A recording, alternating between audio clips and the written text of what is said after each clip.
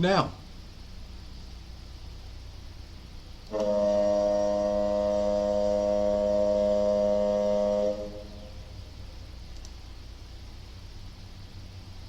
Good evening. Happy Founders Day. Please be aware that the first hour and a half of this meeting will be recorded so that we can put it on our website, our podcast, and our YouTube channel. We record in audio only. Feel free to use the podcast on our website along with your big book as a resource if you missed the study portion of the meeting.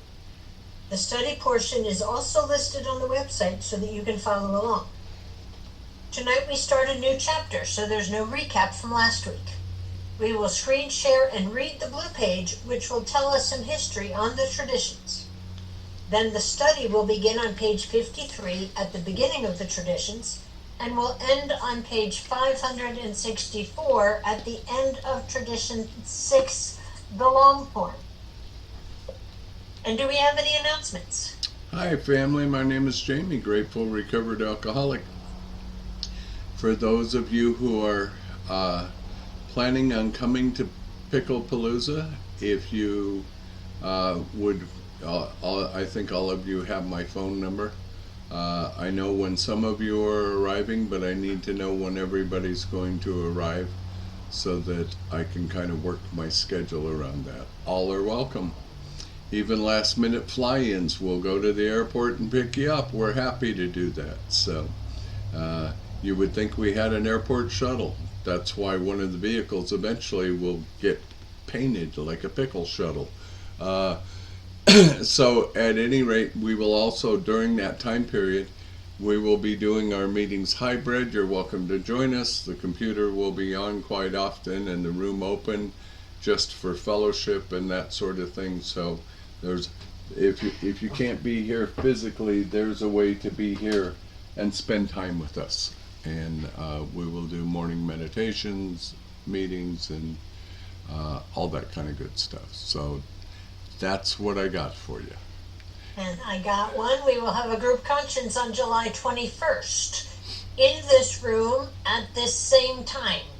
Whatever your time zone is, it'll be at this time. Anyone who's interested in seeing how our group works is welcome to attend, but only home group members of record are eligible to vote. So everyone is free to come to that. Yeah, and if you come to that and you're not a home group member, you might decide you like the way we operate and want to become a home group member. So there's always that possibility. No pressure though. And Trish said happy birthday, happy Founders Day, but today we are 90 years old, which is absolutely amazing and a wonderful thing. So none of us would be here if it wasn't for this day 90 years ago.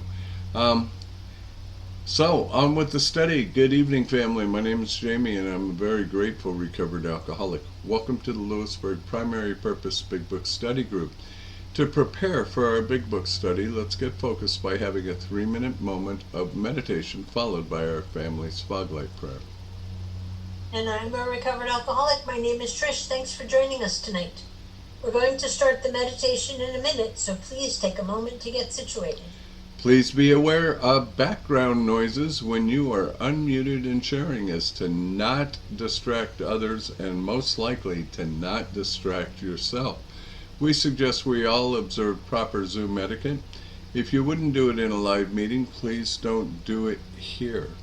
A friendly reminder that absence of profanity offends no one. Please keep yourself muted during someone else's share, and we will call on you in the order that hands are raised. From the foreword to the first edition of Alcoholics Anonymous. We of Alcoholics Anonymous are many thousands of men and women who have recovered from a seemingly hopeless state of mind and body. To show other alcoholics precisely how we have recovered is the main purpose of this book and of this group. For the meditation, some suggestions are: focus on your breath and posture, breathe in God, and breathe out self. Take this time to reconnect with God and let the craziness of the day drift away, and ask God to help you focus on the study. And let's bring the spiritual monks in and have a little meditation. So enjoy your time with God, folks.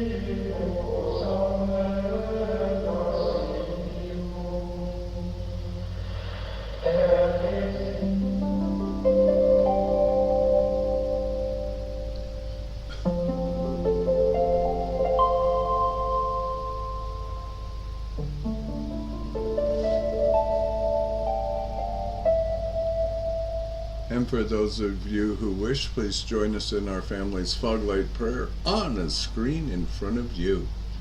God, let your love shine through us like a fog light, so that those that are lost, sick, and dying can find your love through us. Amen.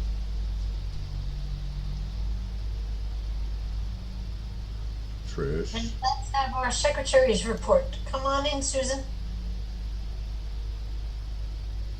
Hey everybody, my name is Sue, and I'm the Recovered Alcoholic Secretary. I've asked Terry to read the recovered statement. We read this notice to explain why many people in the group identify as recovered rather than recovering and what it exactly means to be a recovered alcoholic. Take it away, Terry. You're muted, Terry.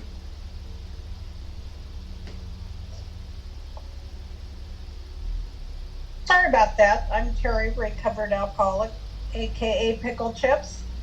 Recovered, we are not cured of alcoholism. Recovered but not cured, that presents a conflict to some alcoholics.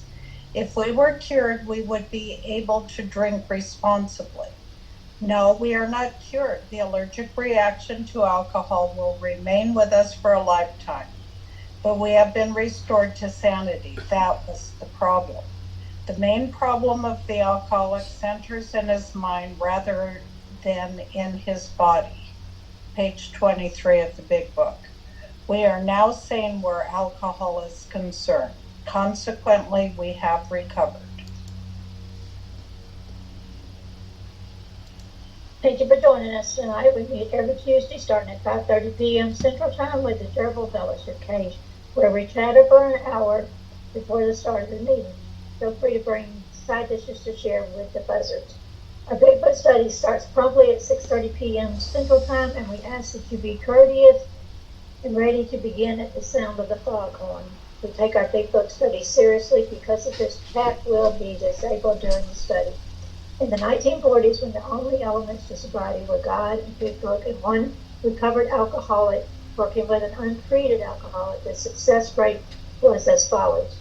From the fourth to the second edition of the Alcoholics Anonymous, page 86, of alcoholics who came to AA and really tried. 50% got sober at once and remained that way, and 25% sobered up after some relapse, and the remainder of those who stayed on with AA showed improvement. Can we have a show of hands of people here for the very first time?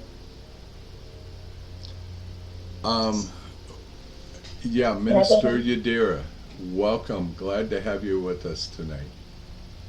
Welcome. All right, and the recovered alcoholics. These are your potential sponsors. All right, is anyone celebrating a milestone this week?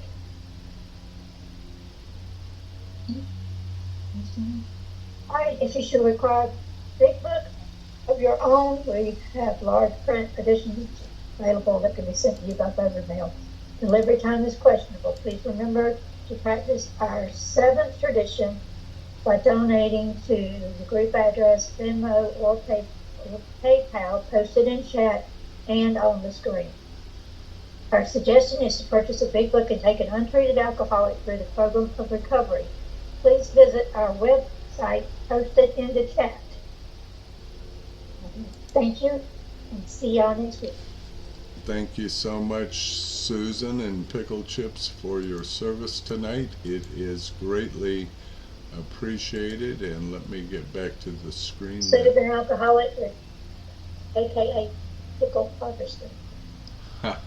Thank you, Susan. Let me get back to where I need to be. From chapter 2, there is a solution. The tremendous fact for every one of us is that we have discovered a common solution.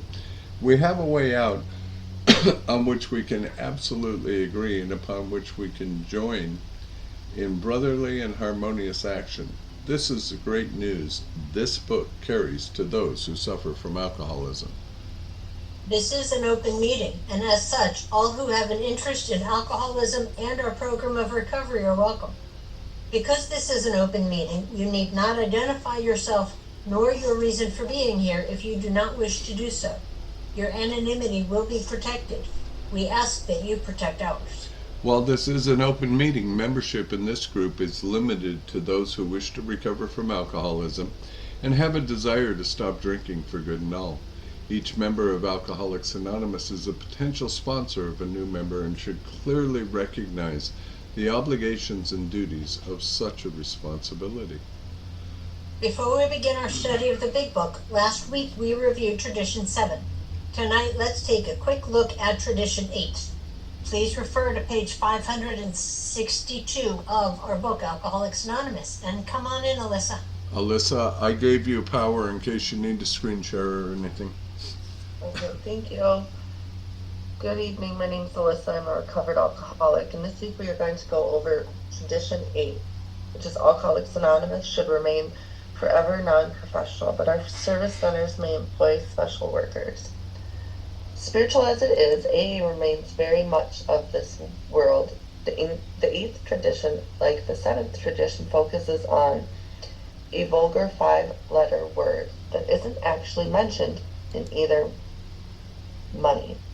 Many of us had to explain to some cynical prospect, no, I'm not a social worker. I don't get paid for talking with you. I'm doing it because it's the best way to stay sober myself. This does not mean, of course, that the idea of turning professional has never entered any AA's mind. In the lean years, Bill W. did think of becoming a lay therapist to earn money through his experience in helping alcoholics.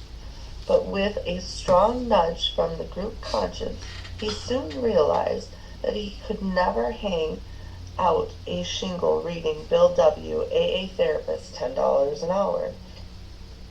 It became clear to the early AA members that no AA should ever ask or accept payment for carrying the message to somebody else, person to person and face to face. But new questions arose as membership grew and the word of hope spread. Sending thousands of alcoholics in search of AA, the first intergroups or central offices were usually manned by AA volunteers. Now, most such offices are so busy that full-time employees are needed as well. Naturally, AAs are better suited to such jobs than are non-members. But are these AAs then being paid for doing 12-step work? No. In the office, they are just paving the way for this work. Arranging to get a sick drunk into a hospital, telling a shaky newcomer where the nearest meeting is tonight, they are helping to make it possible for that alcoholic to hear the message, person to person and face to face. A similar development has taken place at the fellowship's headquarters. Once a tiny office for one co-founder, Bill, and one secretary, it has grown into the present general service office, fully staffed with a big mailroom, keeping the lines of communication open throughout AA worldwide. The employees, both AA and non-alcoholic, are paid on a scale comparable to that in nonprofit making enterprises, so that the office force can function dependably. And the AA staff members are in exactly the same position as the AA intergroup employees. Suppose you drop in at GSO one day when you're in New York. Staff members who pause to chat with you may have been working on next year's conference or corresponding with a group in your home area, helping to carry its message more effectively. For that, they are paid bi-weekly checks. But you may also hear them mention to other staff members plans for taking a newcomer to a meeting in the evening or giving an AA talk to a neighborhood group for the next week. For that, they are paid only with their own continuing sobriety. In these office jobs and in other assignments, members are actually paid for their business and professional skills. Working at a GSO desk on a conference-approved books and pamphlets, or on the grapevine, these AA use their abilities as correspondents, managers, writers, editors, artists, proofreaders, as well as their understanding of AA from the inside.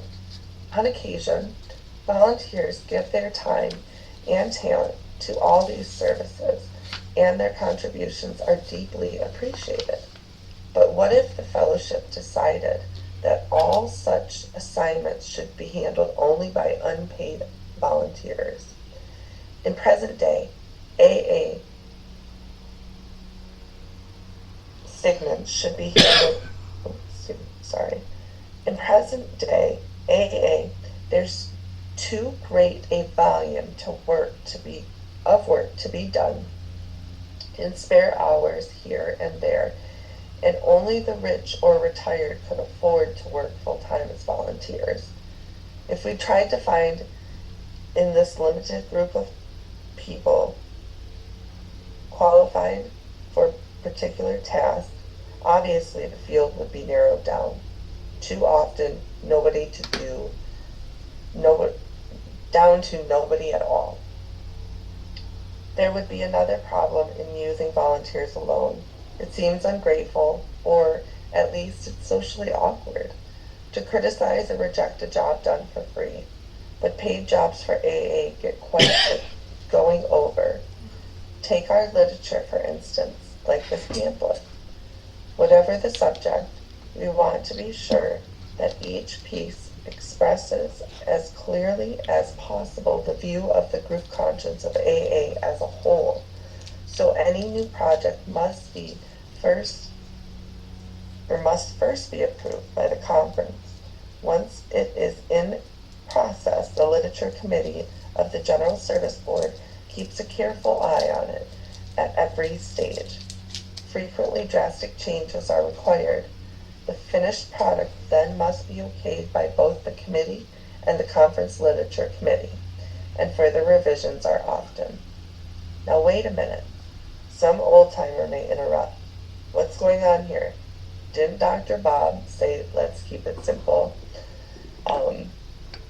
And so at group level, we don't have any paid services. I don't ask anybody for payment for having a sober conversation, a sober support conversation, or sponsoring anybody, because what I'm doing, as this pamphlet has said, is I'm giving into my sobriety.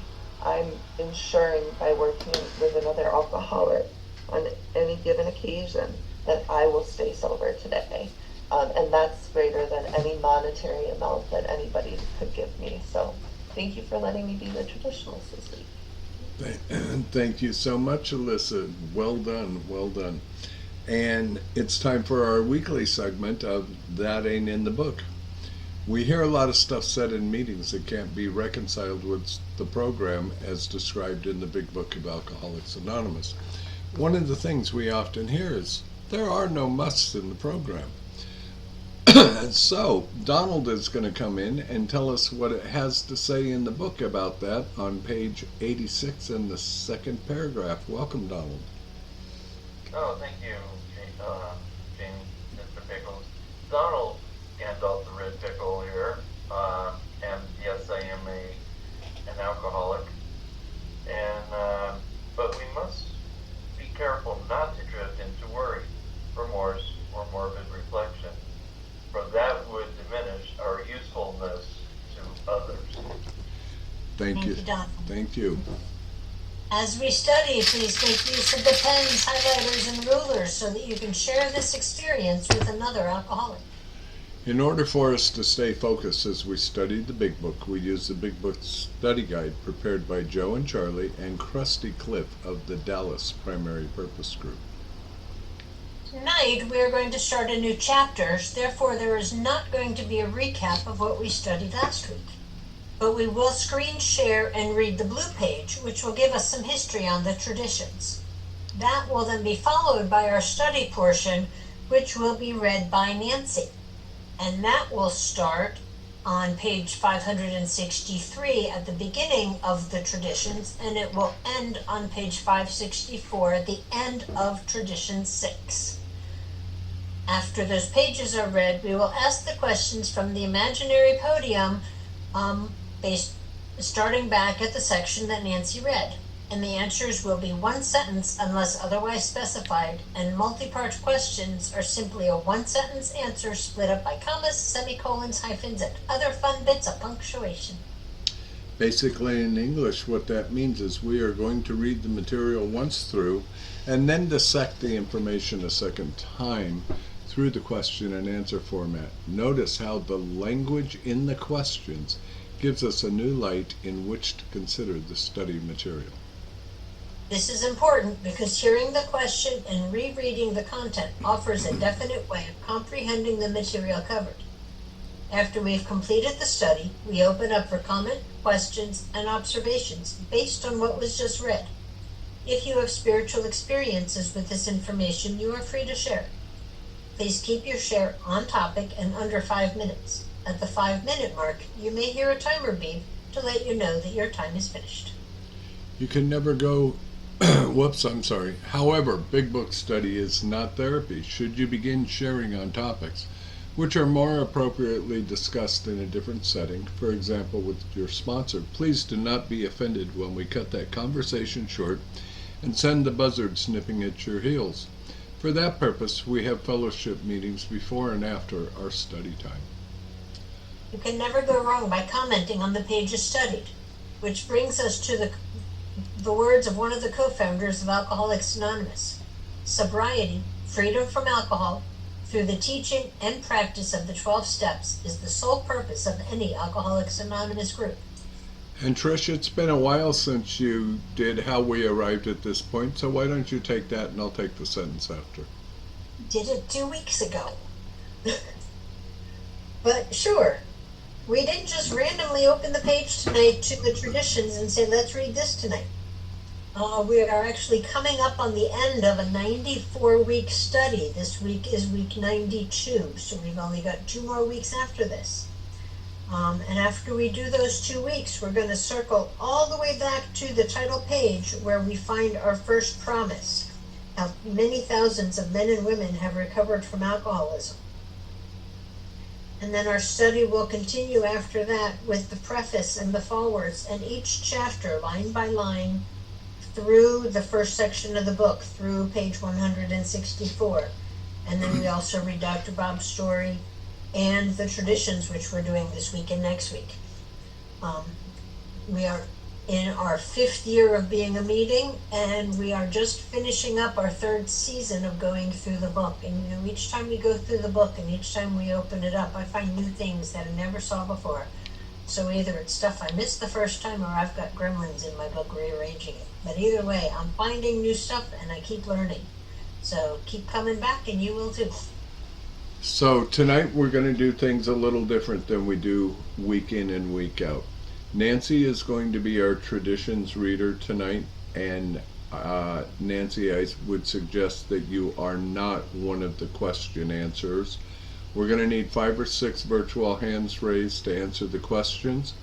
And here's how we're going to do things a little different. Nancy's going to come in and read the first tradition, then we're going to go through and ask the questions and study the first tradition.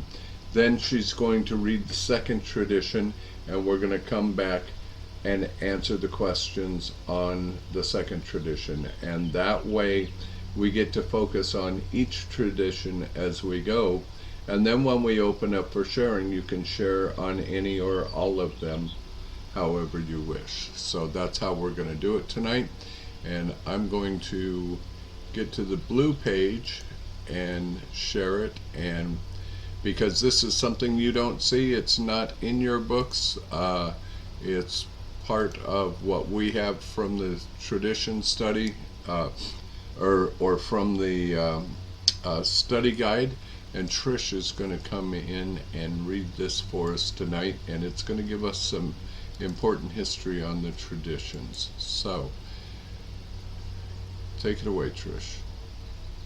Okay, week 92, the 12 Traditions of Alcoholics Anonymous, the blue page. And we call it the blue page because it's in blue ink. And this is on pages 563 through 568. With the publication of the Big Book in April of 1939, followed by Jack Alexander's article in the Saturday Evening Post in March 1941, which gave Alcoholics Anonymous a most enthusiastic endorsement, AA became a national institution. A new era had descended on the world. Hopeless alcoholics had, for the second time in history of mankind, been given an opportunity to escape death or permanent insanity from the fatal malady, alcoholism. Very early on, Bill W. became aware of the need of some guidelines for conduct within the fellowship. He had been made aware of the Washington temperance movement, the Washingtonians, which had existed for a brief period a century earlier. A small band of men, each of whom had a serious drinking problem, pledged to stop drinking. They did so by fellowship, and telling their stories at meetings helped for such a purpose. Their success was phenomenal. Within 3 to 4 years, they had grown to more than 100,000 members. With their success came the notion that if they could help alcoholics stay sober, they ought to be able to help anyone with any type of problem. They also had an idea that if they could get the endorsement of the leading citizens of their communities, they could further accelerate their growth. Their departure from their singleness of purpose led to their downfall. In a short time, as they gained success, they had vanished. So much that when Bill W. began analyzing the problems and difficulties of the Fellowship of Alcoholics Anonymous, he had never heard of the Washingtonians. Their history was brought to Bill's attention and became the basis for the work he had ahead of him. 2 things became very obvious to Bill as he studied the history of the Washingtonians. 1, they had no defined program of action to achieve sobriety, and 2, they had no conduct for the fellowship. With the publication of the Big Book, the Fellowship of Alcoholics Anonymous had the well-defined program of action, the life-given 12 steps of Alcoholics Anonymous. The need for the code of conduct was becoming more and more obvious with each passing day. Through correspondence Bill received, telephone conversations, and traveling around the country, visiting as many groups as possible, Bill was able to make some very profound observations. He was able to observe how successful groups functioned. He was also able to clearly see what other groups were doing that led to their demise. He started to codify his observations and began his campaign to develop an Alcoholics Anonymous tradition of relations, 12 points to assure our future. Bill used every method available to him to sell the fellowship on the need of what he came to know would be vital to our growth and success. One of the principal means was through the grapevine. Beginning in 1945, Bill began writing articles explaining the need for these guidelines. Many of these articles reprinted in a grapevine publication, The Language of the Heart. For the next 5 years, Bill devoted most of his time to trying to convince the fellowship for the need for 12 traditions of Alcoholics Anonymous. The idea of a national conference to discuss and adopt these principles of group conduct by an informed group conscience bore fruit in Cleveland, Ohio in July 1950. Each tradition was presented to the fellowship by an AA member. Each was voted on and adopted unanimously. They were born from a failure of many groups and the needless deaths of many chronic alcoholics. Or, as Bill put it, these life-saving traditions were hammered out on the anvils of experience. Most unfortunately, the lack of adherence to these precious principles is the reason for the demise of so many groups and the needless deaths of many hopeless, helpless alcoholics today. To gain better understanding of the full intent and the spiritual content of the life-saving 12 traditions of Alcoholics Anonymous, we will study the long form as they were originally presented to the fellowship. Thank you so much, Trish. And folks, we still need hands. Nobody has their hands up. Typical traditions meeting. Nobody wants to talk about the traditions and how important they are. We could use at least 2 more hands. There's 4, 5. Okay, that will work. And I would like to welcome Nancy in to start with tradition 1. Nancy Alcoholic, thank you. Number 1, our AA experience has taught us that each member of Alcoholics Anonymous is not a small great whole. AA must continue to live, or most of us will surely die. Hence, a common welfare should come first. Hence, our welfare comes. But individual welfare follows close afterward. Can I do just one tradition? Yeah. Hang on just a second, Trish. If you're if you're looking at your script and your questions right now, mine is showing 561 and showing. That's one page earlier, Nancy, if you flip over. Oh, yeah. Yeah, my apologies, Nancy. Go to the opening page before the traditions. We're going to do that first, and then we'll come back and do that. Oh, okay. The appendices. Yep. Talking about? Yep. Okay.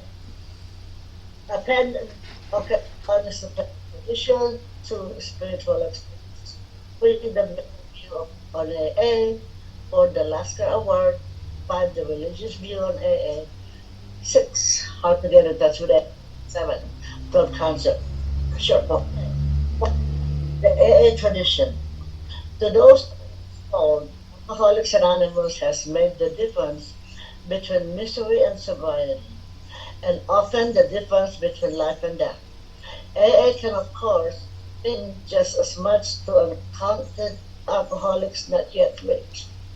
Therefore, no society of men and women ever had urgent need for continuous effectiveness and permanent unity.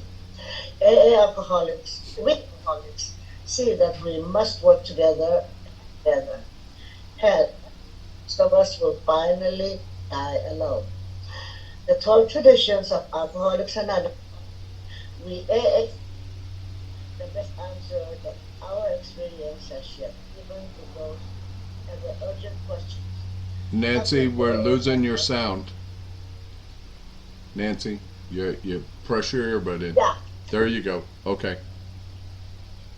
Keep going. Okay. Can you hear me? Yeah. Okay. The 12 tradition of Alcoholics Anonymous are: we AAs believe the best answer that our experience has yet given to those ever-urgent questions. How can AA best function? And how can AA best stay whole and so far? On the next page, AA's 12 traditions are seen in their so-called short form, the form in general used today. This is a condensed version of the original long form, AA traditions, as mentioned in 1946, because the long form is more explicit and of current value. It is also introduced.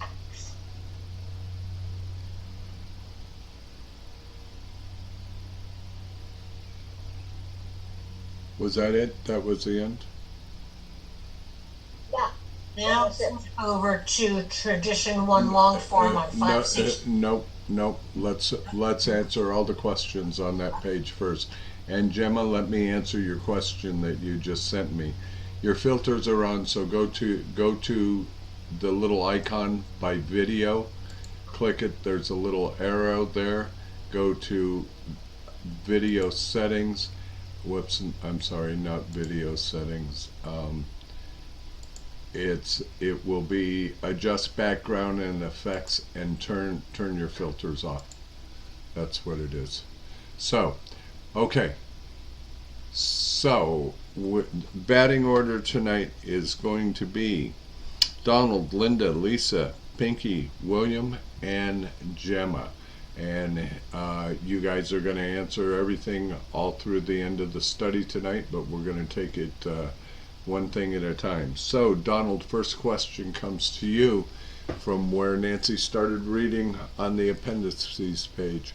The question is, what does the program of Alcoholics Anonymous mean to members of the Fellowship of Alcoholics Anonymous? Each member of Alcoholics Anonymous is but a small part. No, you're in the tradition. Go to the page before. Oh, we're going back over here to the tradition. Yeah, the page that explains the traditions. To those now in its full. Hang on, Donald. Hang on. Everybody go to page 561. Okay, Donald, go ahead. Okay. To those now in its full, Alcoholics Anonymous has made the difference between misery and sobriety, and often the difference between life and death. Thank you. And Linda, next question is for you. AA can, of course, mean what to whom?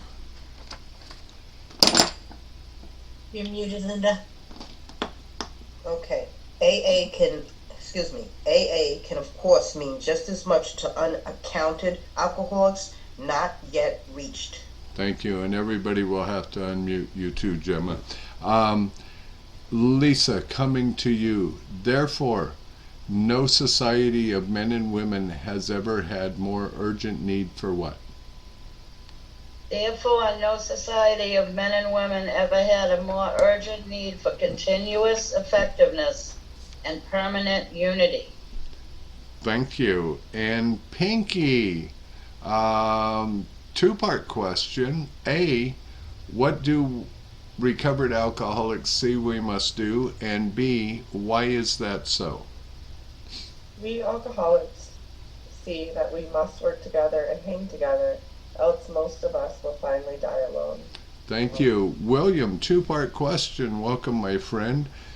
A, the 12 traditions of Alcoholics Anonymous are what? And B, what are those two urgent questions? The 12 traditions of Alcoholics Anonymous are, we AA believe the best answer that our experience has yet given to those ever urgent questions. How can AA best function? And how can AA best stay whole and so survive? Thank you. And Gemma, coming to you. What will we find on page 562? I was trying to get the eyebrows and the mask off. I don't even know where we're at. I'm on page 562. Did you want to answer questions, or was the eyebrows the why you raised your hand?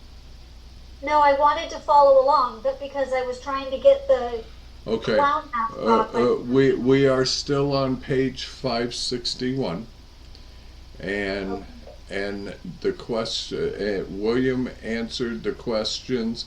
AA's best way and so survived. You get the next question. I don't think I have the same book, so I'll just pass. Okay, you probably have the same book, just not in the right spot. So, I'm on page 561, but I'm not reading any of that. Thank you. okay, thank you. Donald, coming back to you. What will we find on page 562? On page 562, AA's traditions are seen in the so-called short form. The form in general, oh, yeah. I'm sorry. Keep going. it's all one sentence. Yep. The form in general use today. Yep. Sorry about that. And Linda, coming back to you. What is the short form considered to be? This is a condensed version of the original long form. AA Traditions as first printed in 1946.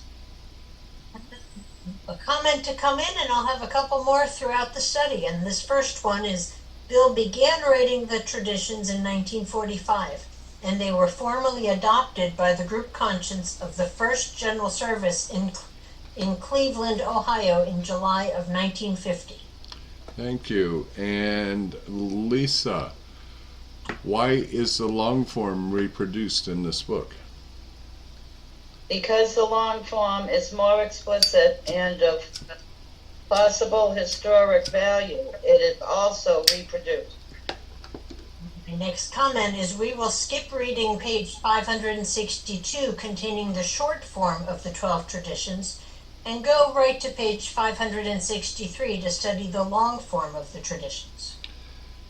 Alyssa, what is the source of the wisdom of our traditions? I have to read it first.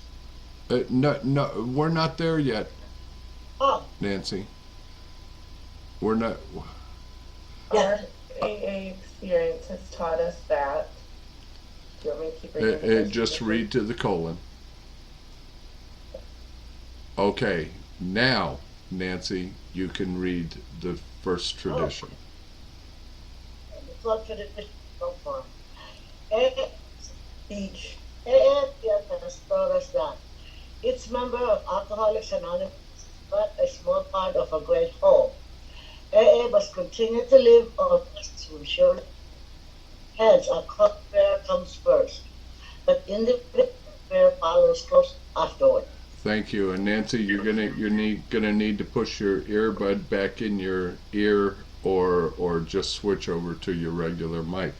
So I am on my way. if for some reason you keep breaking up, I'm not sure why. William, coming to you for the next question, sir.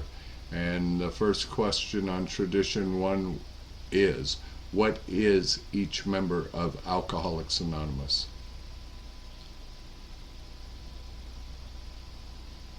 Our welfare should come first. Nope. Personal recovery. Nope. Each member of Alcoholics Anonymous. Okay. Let me see what that. 563. Number 1. Oh, Page 562. 3. 563, long form of the short traditions, the first sentence.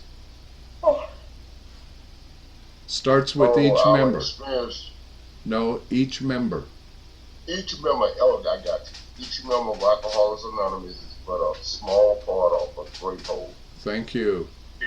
Donald, what must AA continue to do? AA must continue to live. The rest of the Or sentence? most of us will surely die. Thank you. And you skip Linda. What? That's all good. I didn't. That's okay. The sidebar comments throw everything off. Linda, it's your turn. You get Hence, the next question. okay, Can I ask the question first, please? okay. What must come first? Hence our common welfare comes first. Thank you. And Lisa, you get the next question. What follows? But individual welfare follows close afterward. Thank you. That's Moving my on. turn. Moving on. I'm sorry, what? Now it's my turn. Yes, Nancy, now it's your turn. Tradition 2. Number 2, for there is but one ultimate authority. God as he may express himself in our group conscience. Thank you. Alyssa, this is a 3-part question that you get. A, for each group there is only one what? B, that ultimate authority is 2. And C, how may he express himself? For our group purpose, there is but one ultimate authority, a loving God as he may express himself in our group conscience. Tradition 2 is the only tradition where the short form is longer than the long form. The ending of tradition 2, our leaders are but trusted servants, they do not govern, was added from tradition 9. Thank you. Nancy, tradition 3, please. Tradition 3, our membership ought to include all who suffer from alcoholism. Hence, we may recover who wish to recover. Not a depend upon money or poverty. And the 2 or 3 alcoholics gathered together for sobriety themselves, provided as a group they have no other affiliation. Thank you. So, William, you get the first question. Who should our membership include? Our membership ought to include all who suffer from alcoholism. Thank you. The short form opens the door wider for membership than does this long form. Here it says alcoholics. The short form states a desire to stop drinking. It does not say and anything, nor does it say or anything. It simply says stop drinking. Donald, who may we refuse membership? Hence, we may refuse none who wish to recover. Thank you. Linda, what ought we not depend on? Nor ought AA membership ever depend upon money or conformity. Thank you. Lisa, two-part question. A, how many members are required before there can be an AA group? And B, provided they do not do what? Any 2 or 3 alcoholics gathered together for sobriety may call themselves an AA group, provided that, as a group, they have no other affiliation. Thank you. Nancy, tradition 4, please. Tradition 4, with respect to its own affairs, each AA group should be responsible to no other authority on conscience. But when its plan turn the welfare of neighboring groups over, those groups ought to be consulted. And no group, no committee, or individual should ever take any action that might greatly affect AA as a whole without conferring trustees of the General Service Board. On such issues, our common welfare is paramount. Thank you. So, Alyssa, coming to you. Who is each AA group? Who is each group responsible to so far as its business and practices are concerned? With respect to its own affairs, each AA group should be responsible to no other authority than its own conscience.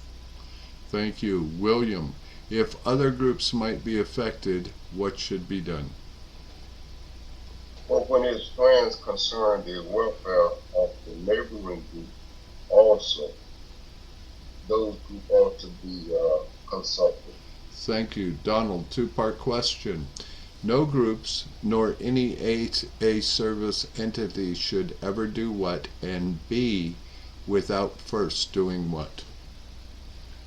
No group, regional committee, or individual should take any action that might greatly affect AA as a whole without conferring with the trustees of the General Service Board. Thank you. Linda, what is paramount in Alcoholics Anonymous? I lost my place. Where are we at again? Donald just ended with General Service Board, so you will be on such. It's the end of the tradition, the very end of it. The last sentence. Okay, on such issues, our common welfare is paramount. Thank you.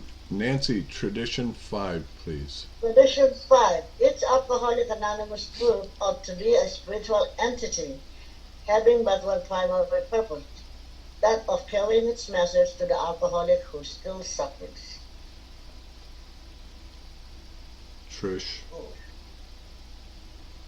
That would come in after the question, right? Oh, yeah. I'm sorry.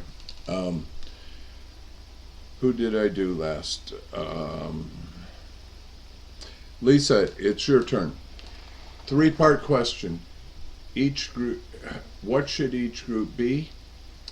B, having how many purposes? And C, what is that purpose?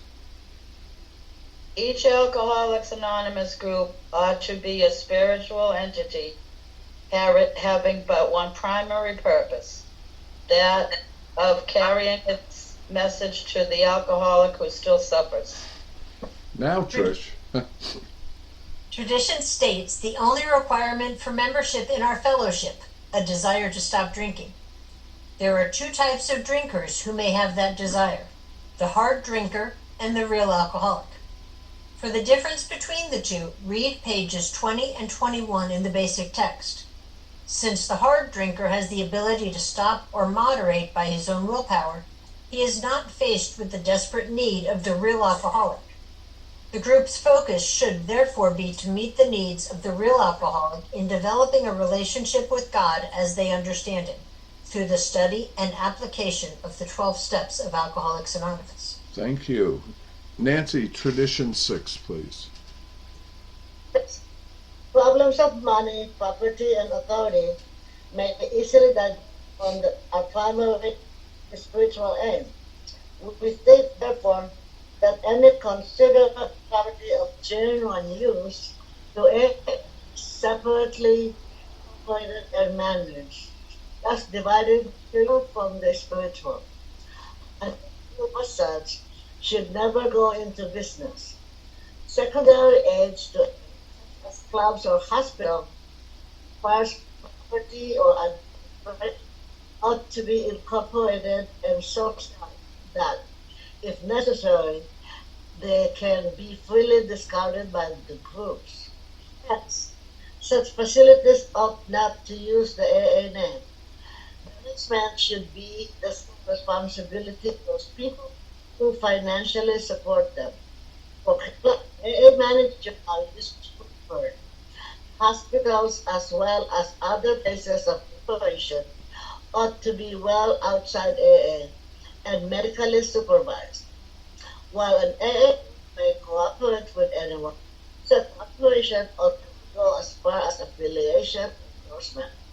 An AA group can bind to no one. Thank you. Okay, going back to Tradition 6.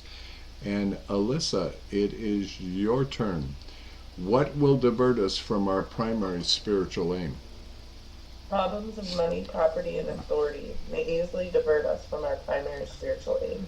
Thank you. And William, a 2-part question. A, what do we think should be done with property of considerable value? And B, what is being divided by doing so?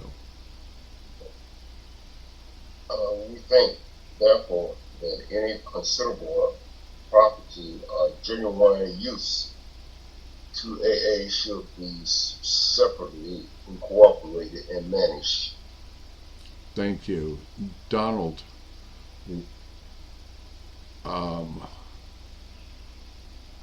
hang on a second. Let me find my place. Whoops. Just a little bit more to the rest of the sentence, William. Thus dividing. Thus divide us the material from the spiritual. Thank you. Thank you. Donald, your question is, what should an AA group never do? An AA group as such should never go into business. Thank you. Linda, three-part question. A, what should be secondary aids?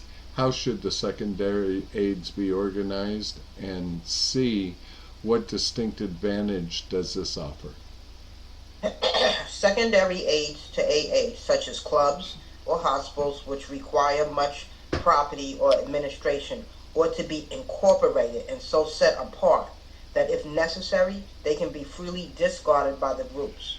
Thank you. And Lisa, what should such facilities not do?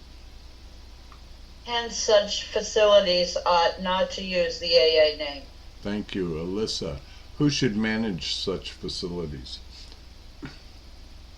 Their management should be the sole responsibility of those people who financially support them. Thank you. And William, who will make a good manager for an AA club? Well, for clubs. Oh, okay, I got it. For clubs, AA managers are usually preferred. Thank you. And Donald, what about various health facilities? But hospitals, as well as other places of recuperation, ought to be well outside AA and medically supervised. Thank you. And Linda, a two-part question for you. A, while an AA group may not do what? And B, such cooperation ought never go so far as what? While an AA group may incorporate with anyone, such cooperation ought never go so far as affiliation or endorsement, actual or implied. Thank you. And Lisa, who can an AA group bind itself to? An AA group can bind itself to no one. Thank you very much. And oh, that was it. That's it, folks. That's the end of the 6 traditions for tonight. So while the traditions is a hard study, the way that we end up having to do it, thank you all for your patience and your participation. And now we are open for questions, comments, observations, experience, spiritual experience within groups that you have been in, that maybe you recognize that they are or are not living by the traditions, because the traditions are to the group what the steps are to the individuals. So feel free to raise your little paws. And everybody can mute themselves too, so I don't have to. Come on in, Terry.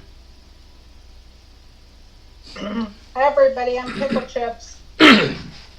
Recovered alcoholics. Every time that I do my rotation with the traditions, I always read this part. It's from Pass It On, Bill Wilson and the AA message. I always come to this part. And tonight when I went to go find it, I flipped right to it again. So I thought I might, I've shared it before, but maybe you didn't catch this, but I just love it. During the last 3 years of 1947 through 1950, still coping with his depression, he was out in the group selling the traditions. This is talking about Bill, whether his audience wanted to listen or not. Sometimes they did not. Bill remembered, I received letters like this. Bill, we would love to have you come back and speak. Tell us where you used to hide your bottles and tell us about that hot flash spiritual experience of yours. But please don't talk anymore about those damn traditions. That just cracks me up. So Bill was a good sport about it, and he spent years, on the road getting people to approve these traditions. And I love how persistent he was and how dedicated he was to us and putting these ideas together so that we could have autonomy. We could be where we are today. And my experience with this is 12 and 12 meeting I used to go to. Every other week, we alternated between reading a step and reading a tradition. And the attendance on the tradition meetings was about half of what it was in the step meeting. And so we have to call people out on it because it's really not fair to just show up to share about the steps only. And it kind of shows me and everybody else that they haven't really read the traditions.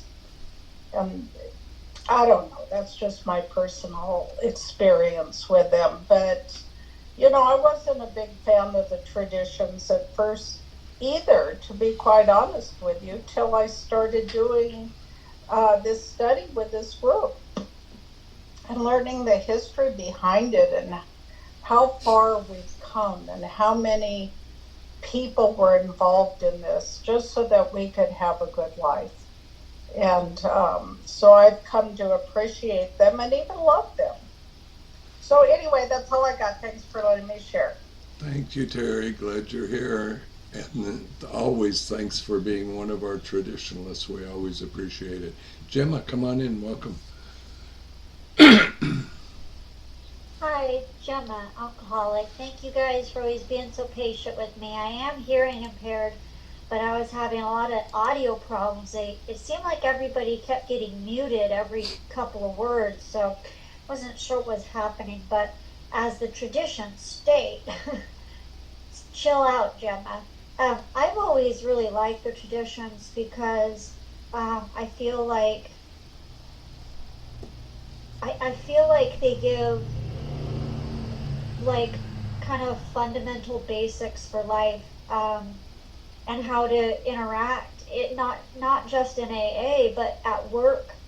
If I think about our common welfare should come first, personal recovery depends upon AA unity. At work, if I think about our common welfare should come first, and I'm thinking about my coworkers, my boss, and all of us as a team, and it's not just me, that really helps me in a lot of ways. I like the long form where it says each member of Alcoholics Anonymous is but a small part of a great whole. That means that, like, in other areas of my life, I'm but a small part. I've never felt very important, to be honest. In science class, I was think about the galaxy and how small you are, and I would feel even smaller than I already did, right? But what is important is the part where it says of a great whole, meaning there's other people. And, being the odd kid out, like, I lived in all black neighborhoods, I lived in all Hispanic neighborhoods, I lived in all Native neighborhoods, but I was mixed, so I didn't fit in, right? And I can forget that I'm part of something, but the traditions allows me to know how to operate whether I feel complete or not. And I like that. Like, for the group purpose, there is but one ultimate authority, a loving God, as he may express himself. Well, when I'm at work, I feel really frustrated because not everybody there is a believer. Not everybody there is working recovery. In fact, none of them are. So I'm the only one that speaks program and apologizes for, things that I do or say. And everybody else kind of just starts the day over and there's not a whole lot of change. But because I change and I'm growing, everybody else kind of is. But my grandfather had a mental health crisis yesterday, and we've been dealing with a lot of stuff. And I was concerned, he might commit suicide, it was a really bad day. And he came back home, and I had talked to the VA, and I got it worked out. Number 3, our membership ought to include all who suffer from alcoholism. He suffers. He's sober, but he doesn't have program. Hence, we may refuse none who wish to recover. When he got back after he said he was going to go kill himself or whatever, it was just craziness. I told him I talked to his doctor and he can take his medication. They did not say to stop taking his psych med. It was on day 5 and he had a mental snap. And he apologized. He had cooled off. I prayed, right? I prayed. Without the traditions and the steps, I don't know where I would be today. So I just wanted to say that, I've always loved both of them, and I've always felt very comforted by having instructions on a way to live, because fear was the way I lived before. Everything was a reason to be in fear, anxiety, worry, in self. So I've had a rough time the last year and a half, but this was a really, really rough week. And I did actually read this. I read this, and then I listened to Joe and Charlie talking about the traditions, and it gave me some comfort. And I'll wrap it up with, I truly believe that today, I truly believe that things work themselves out the way they're meant to. Maybe not the way I think they should be, but they do work themselves out the way they're meant to. And if I get out of the way and allow it, I'm much happier. And so I like the traditions because they help me to retrain myself and reparent myself. So anyways, thank you, and I love you guys. Thanks, Jim. I love you too, and I have a quick answer for why things seem like they're breaking up. If you're connected to your Wi-Fi but you're not where you normally sit, oftentimes you have a weak Wi-Fi signal. The other thing is when we have 6 hot microphones and somebody's talking, but somebody else makes background noise or a comment or giggles or whatever, it starts to cancel out the person who's in the process of speaking, and that's why we ask that you be aware when you're unmuted. Jimmy, welcome. Good to have you with us tonight.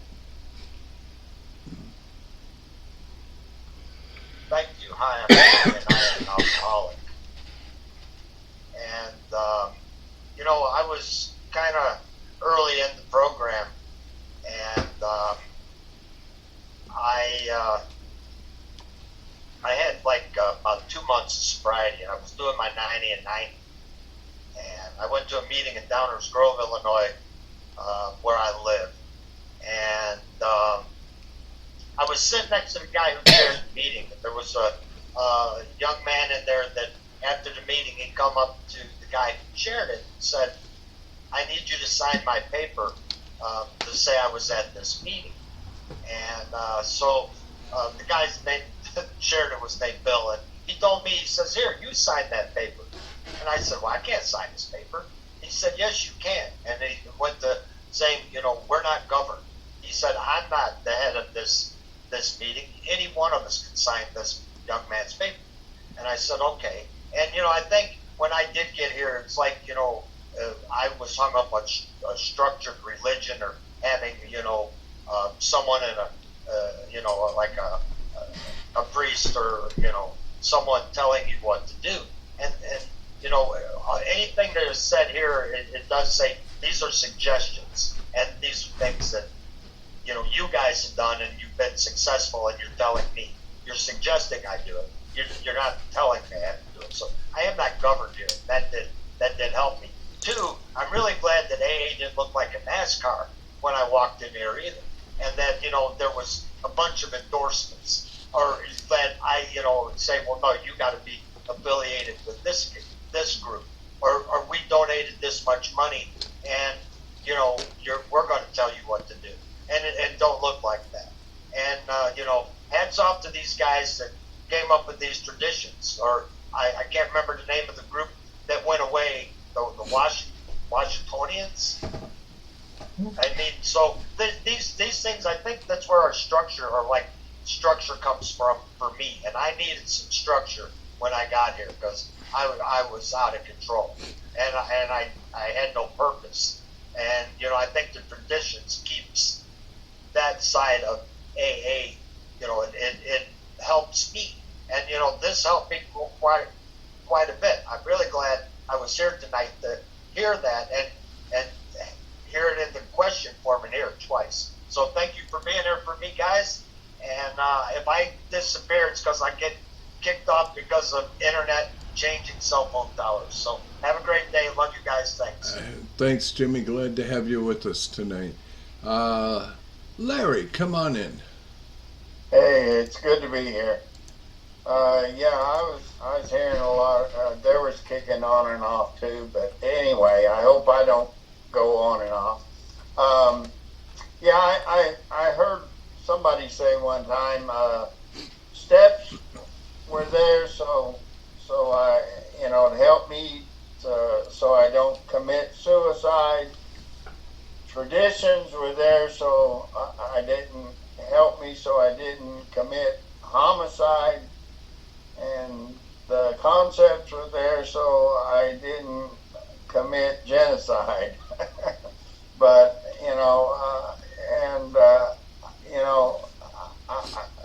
the traditions was where I learned how to get along with people. That's basically, because before I came into AA, I didn't even know how to get along with people, and I really appreciate what the traditions of AA has taught me. I also, was thinking about Traditions 3, where it says the only requirement for AA membership is the desire to stop drinking. To me,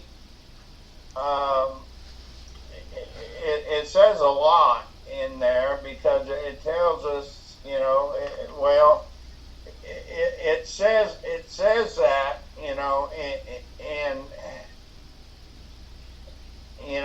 that's the short form, the only requirement, is to stop drinking, but, it says it a little different in the long form, but anyway, I'm just going to go in and do the short form right now, and it, but, it really, there's a lot of things that it protects the newcomer, it protects us, it protects everyone. It gives us rights and freedoms, because when we all come into AA, we're certainly not all saints, and we certainly don't know all how to get along in groups, and we certainly act out sometimes even in our own groups. Sometimes we acted out. I did.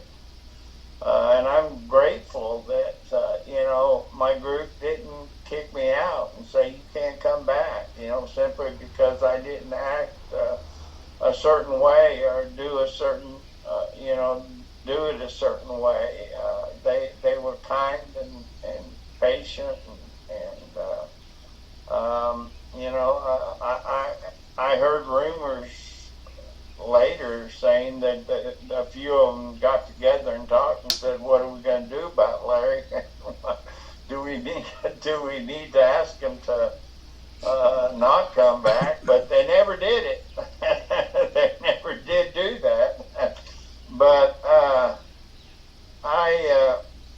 but there is, some of these traditions, when you really look at it, you gotta take them in because they kind of overlap, because it says in traditional things that the only requirement is this, but there is even though it doesn't cost us anything to get into AA, we don't have any really rules in AA necessarily to be part of AA. There's nothing we have to give or do, but in Tradition 6,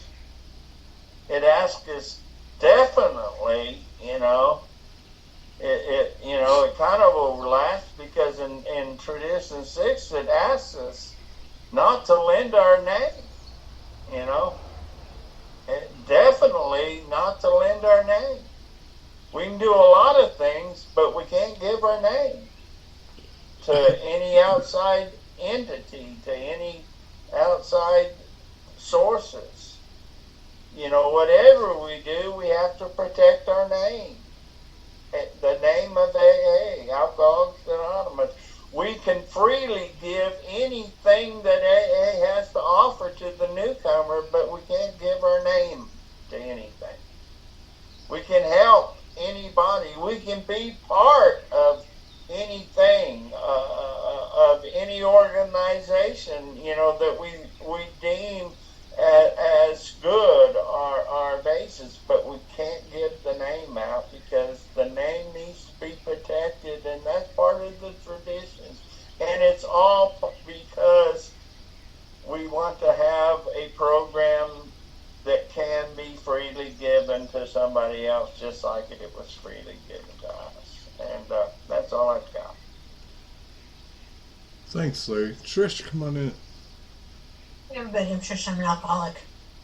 And, I also heard when I came in that, the steps are for the person, the traditions are for the group. And I saw that a lot, but on the other hand, there's so much in each one of these traditions that the longer I'm sober, the longer I get into the book and into how to live this way of life. These traditions all apply in my life too, not just into the group of people. Because I've got to have a primary purpose for me. But if I'm not in a meeting, if I'm somewhere else, whatever the purpose of that place is, I've got to keep my attention on that. And there's always there's always an ultimate authority. It might be a group conscience if it's a meeting. It might be the boss if it's a work. But I've got to follow what that ultimate authority says. I can't go out on a limb and do whatever it is I want to do if the guideline I have is this is what you're going to do. And I love how Tradition 3 states their membership ought to include all who suffer from alcoholism. Doesn't mean that someone who doesn't suffer from alcoholism and other things can't come in. But going back to Tradition 1, we can only help them with their alcoholism. I can't help them with other issues that they may have, even though they may have those other issues. But at the same time, I can't tell them you can't be a member just because of that. I had an instance about a year or two with Tradition 4. It wasn't my in-person group that I go to, because we're a hybrid group. We have people who come online, we have people who come in person, and a lot of the people in this area just never picked up on Zoom, don't like Zoom. As soon as the world opened, they decided Zoom isn't a meeting and they're not going anymore. And somebody walked into that meeting one night and pointed to the screen and said, "When are you going to stop doing that? That's over with." And I looked at him and I said, "Tradition 4. And he said, "What do you mean?" I said, "It's our group conscience that we're going to keep this going because there are people who still continue to come on Zoom." And he muttered a couple of things under his breath, came back 1 or 2 more weeks. We haven't seen him since. And I don't know if that's why. Nobody told him he couldn't come just because we have the TV on, as he put it. But for our group, we've opted to continue having Zoom and in person, having the hybrid meetings. So those who can't get out, those who are unable to get out, still have a way to get to the meeting. And for the Tradition 5, I've got to have that primary purpose. Each group has the primary purpose to carry the message to the alcoholic who still suffers. And that also comes out of our preamble. My primary purpose is to stay sober and help another alcoholic to achieve sobriety. And then that comment went in. There's the different types of drinkers, the hard drinker and the real alcoholic. But someone recently asked me to be their sponsor, and we were talking a little bit. And I said, the only way I know how to do it is to sit down and go and read through the book with you so that you can make that decision, even though he had already made it. And he looked at me, he said, you gotta be kidding. And I said, nope, that's the way I do it. He's like, I'm not sure this is gonna work.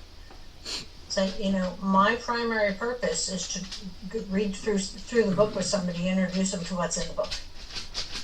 And if that's not the way he wants to do it, he's happy to find somebody else to sponsor him. Doesn't mean I won't talk to him, but we just won't have that in as our communication. And then tradition 6 can be a sticky one. Our primary spiritual aim is to carry that message. And yeah, we could affiliate with hospitals, with clubs, with rehabs, with all sorts of other places. Get more money, get more membership, but you know, then we have to answer to their board of directors. And that would then take away from our primary purpose, and it would take away from our group conscience. Which Larry was just saying, we can't loan our name. We can't allow anyone else to use the name of AA for anything, because if it doesn't work, people would then assume, okay, well that means AA doesn't work, Alcoholics Anonymous doesn't work, I can't go there to get sober. So we've got to keep our name clear of just carrying the message of AA and the message of sobriety to people, and not intertwining it with other things, which would confuse other people. But if they fail, it's going to make AA look like a failure too. And then what's going to happen to future alcoholics? They may not have a place to come. So we've got to keep our primary spiritual aim just on carrying that message as our group conscience tells us to. Thanks. Thank you, Trish. Well, no hands up, so I guess you're stuck with me. Hi, family. My name is Jamie. Very grateful, recovered alcoholic. And start with tradition 1. I have been a member of a lot of groups, a lot of different home groups over my time in Alcoholics Anonymous. But this particular group, I am a founding member of starting it and so on. Also a facilitator, but I am truly just a small part of the great whole. Every Zoom screen that you look at in here tonight is the great whole. You are primary purpose, not me. And I have to remember that, because it will keep me right-sized, and I have to remember that I am a humble servant to the group. That's my job, to be a servant, not to demand or dictate anything at all. This group has been set up and designed that if I were to die tomorrow, the group continues. And I'm quite okay with that. And that's the way that it should be, that it goes on. And that's why some of you get frustrated when we say, we'd like to bring you into rotation, we'd like to have you be part of this, so that this group can continue, because it carries a very powerful message in the way that we do this. And my individual welfare follows after everything behind you guys. And I'm quite okay with that, because I'm no longer the man on page 61 and 62. So, tradition 2, we have group consciences. We have had group consciences that have gone on 4 hours. And if you've never been in a meeting where coffee cups, and a group conscience meeting where coffee cups and chairs are getting thrown across the room, and colorful language and name calling and stuff, well, you haven't been to enough group consciences. But one thing that we are sure to do in every group conscience meeting that we have is to invite God to come join us, so that God is the ultimate authority. And sometimes we have some lively debate and discussion, but it always ends up the way that it's supposed to. And if there's something that we're discussing that we can't come to a conclusion on, then we might very well table it until the next one, because we need more information on the subject. Tradition 3. Absolutely, our membership ought to include all who suffer from alcoholism. Hence, we may refuse no one who wishes to recover, nor ought the membership itself depend upon money or conformity. And that idea will take us to Tradition 7, which we will do next week, which is where we are self-supporting through our own contributions. But I want to tie something else in here, because whether it be bricks and mortar or whether it be Zoom groups, sometimes we have to ask people to go elsewhere. If they're intimidating, if they're threatening, which I have seen in both worlds. Obviously, we have Zoom bombers and those kinds of things. They're obviously not here wishing to recover. They're here to create mayhem.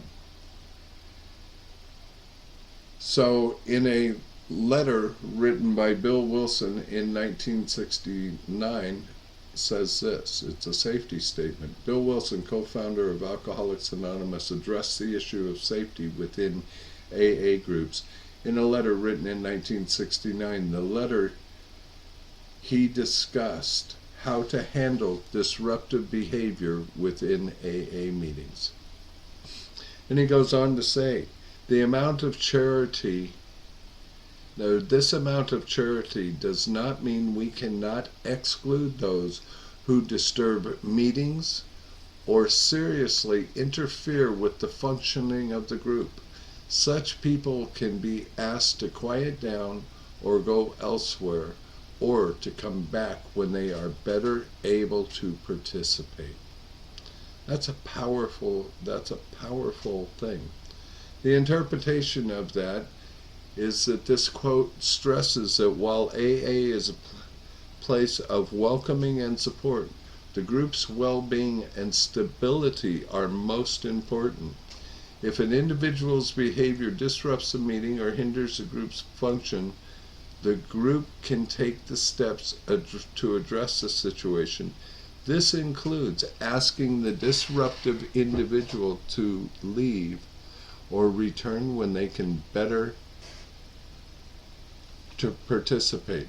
Appropriately, this statement reflects the principle of common welfare, Tradition 1, stated in the long form of the first tradition. Sometimes we have to do that, folks. We don't like to, but sometimes we have to, and we are not kicking them out of Alcoholics Anonymous. We don't have the ability to do that or the authority to do that. Boy, everybody's popping out. I guess we need to shorten the meeting and cut it down to an hour long.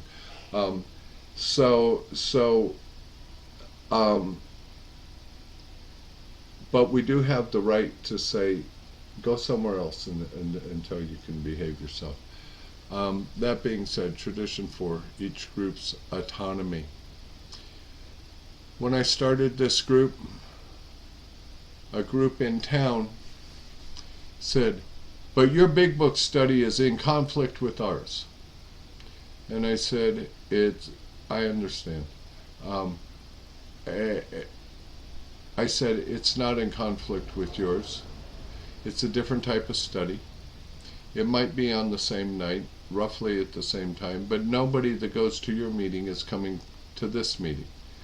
People are coming from all over the United States. People are coming from other towns here in Tennessee to come to this meeting. So it doesn't affect you. And it never has. And where it talks about when its plans or concerns or welfare of the neighboring groups also ought to be consulted, and it goes on to talk about regional boards or committees and conferring with the trustees of the General Service Board, and generally when you consult with the General Service Board, their answer back is generally, you guys have your own autonomy. You can do what you want. Try and keep it between the lines. That's their general answer, because they are oftentimes, people want general services to intervene in group business, and it's not their place to do that. Tradition 5. I love this. Each Alcoholics Anonymous group ought to be a spiritual entity having but one primary purpose, that of carrying its message to the alcoholic who still suffers. I go to a lot of meetings. Bill wrote that sobriety, freedom from alcohol through the teaching and practice of the 12 steps should be the sole purpose of any Alcoholics Anonymous group. But many Alcoholics Anonymous groups have no desire to carry the message. They want to turn it into the "my cat died" meeting, or "I'm getting my knee replaced," or "I have cancer" meeting. Now, it's fine to do that, but if I can't reconcile my experience that I'm going through with the Big Book of Alcoholics Anonymous, I don't need to expose anybody to it. Especially not the newcomer or the old-timer who's suffering from untreated alcoholism. Tradition 6 gets a lot more windy, and it's got a whole lot of meat in it. I'm thinking it's probably about 9 months or a year ago, right, Trish? And somebody came into this group, our group, and came to a couple of meetings, and all of a sudden they thought we should turn it into a business. We should be making money off of it, and that sort of thing. That's not who we are. All of this is supported by our 7th tradition. We support things outside the group with our 7th tradition. But we don't affiliate with anybody. Some of us may be professionals outside the world, outside of this room. But when I'm a member of Alcoholics Anonymous, I'm sitting as a member of Alcoholics Anonymous. If I'm a counselor, I take the AA hat off and I put on the counselor's hat. If I'm working in a treatment center, I take the AA hat off and wear the treatment center hat. But I don't do those other things. And I have been involved in Alano clubs and other such facilities, or little clubhouses that are in strip malls. Entirely different situations, and the groups do not support them. The groups rent space from them, but they are supported, and the general rule is for $10 a month you can get a hook and a coffee cup and hang it on the wall, and that $10 a month goes to support that facility itself.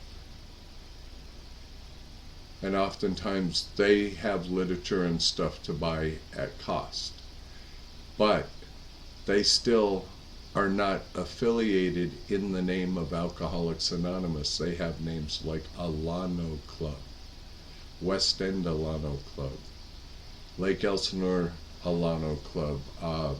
There's a couple of clubs down in Orange County, the Orange Club, and I want to say there's one out in LA, and I believe it was called the Back Room or something like that. Those clubs can be whatever they want, and they have a board of trustees that help keep those things in line. But they don't carry the name of Alcoholics Anonymous, and we don't let them have that. Hospitals and so on and so forth, we don't affiliate, but we certainly cooperate, and we do that through things like the Public Information Committee, H&I work, which would be today is treatment and bridging the gap and so on and so forth. CPC committee, cooperation with professional community. And what we do is we become a resource of information for those places, so that when their clients are finished doing what they're doing, they know there's a pathway to Alcoholics Anonymous. You know, and we touch a lot of people, and CPC and H&I has been CPC and public information has been going on since the beginning. You know, and that's a powerful thing. So that's all I have to say about it. Anybody else want to come in and share? William's going for the mic. There you go, there you go. My name is William, I'm alcoholic. And the reason why I wasn't participating is I have a messed up CMAC chain hit, and I had said I was going to buy another headset, and I didn't, so I'm with a broken headset. I'm trying to keep it together. But I love the tradition, and I'm not an authoritative person on the tradition, but I learned about the tradition by getting involved and going to tradition meetings. And two things, a couple of things come to mind when we speak. I'm grateful for because the Washington, the Oxford group, they found a few alcoholism, but they got involved in other things, so it diverted from our primary, diverted them from the they didn't stick to alcohol, but when they were began to do the study and other things that happened, he seen how important it was to sort of put a fault, they put their steps inside us so that we all be here together and stuff like that. And a couple of things come to mind when that happened. I know about that history when Bill was sitting around in the grapevine, and some of the guys were saying, Bill, we don't want to know nothing about the old tradition.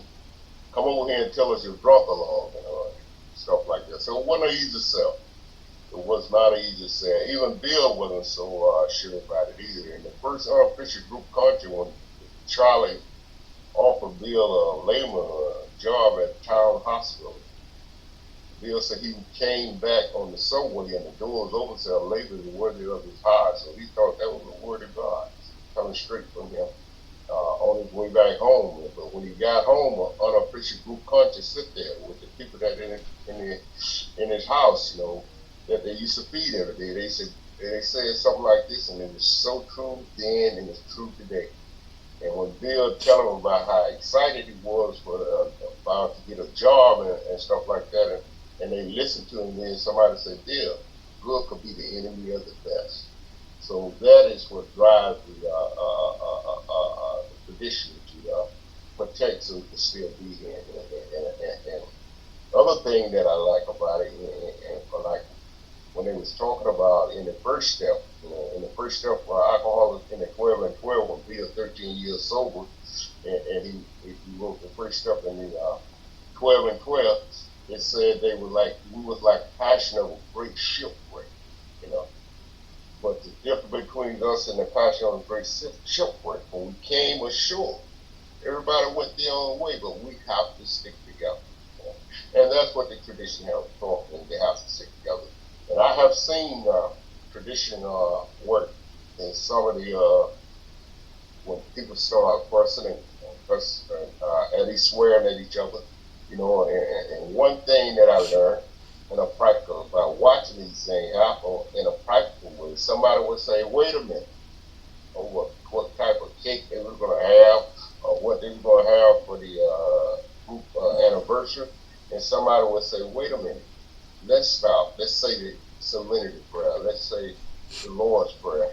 And it seemed like those same people about to beat each other up will come around and start hugging and become joyful and happy for each other again, So the tradition works.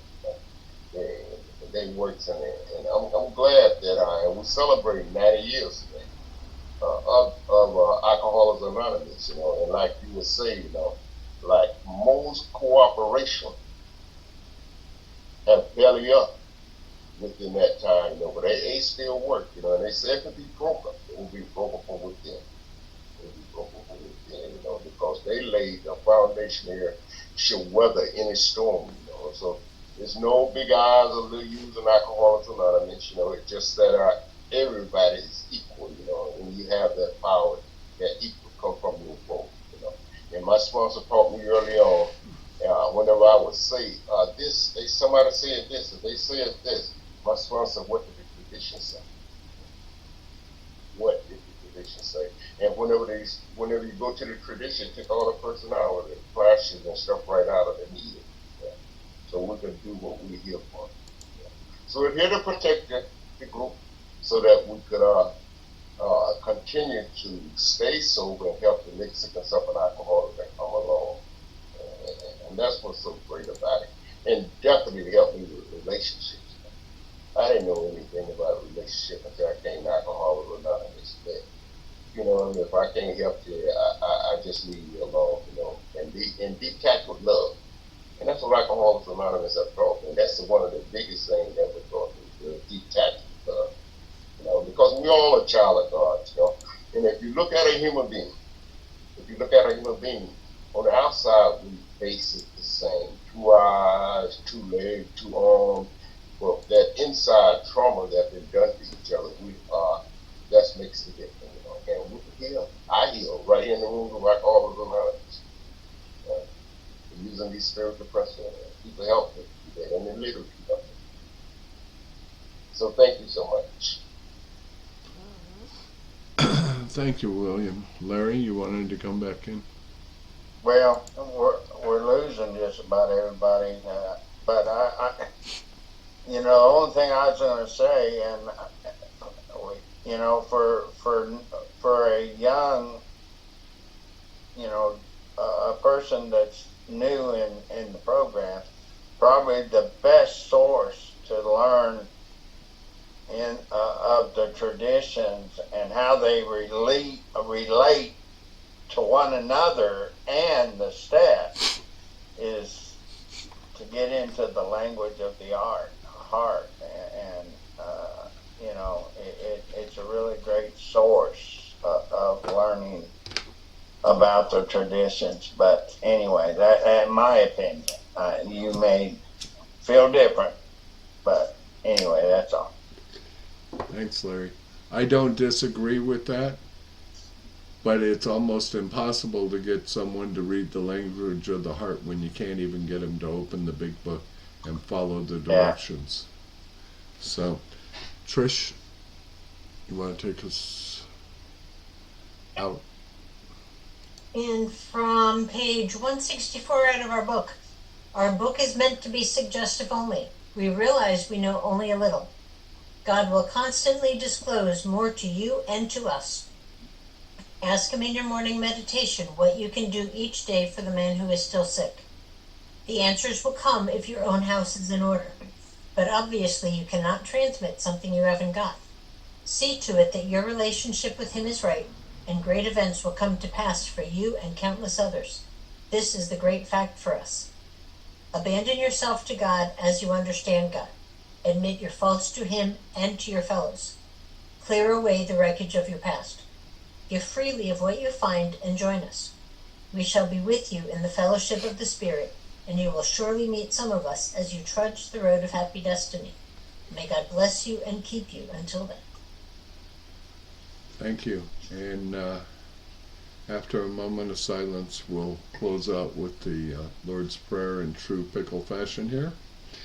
Isn't it nice to know the pickles have hands? Just saying.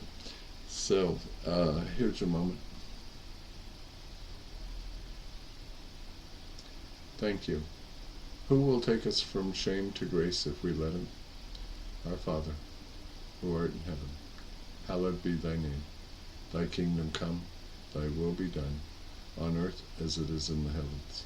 Give us this day our daily bread, and forgive us our trespasses, as we forgive those who trespass against us. And lead us not into temptation, but deliver us from evil. For thine is the kingdom, the power, and the glory, forever and ever. Amen. Thanks. Oh man. Thank you, folks. Hey.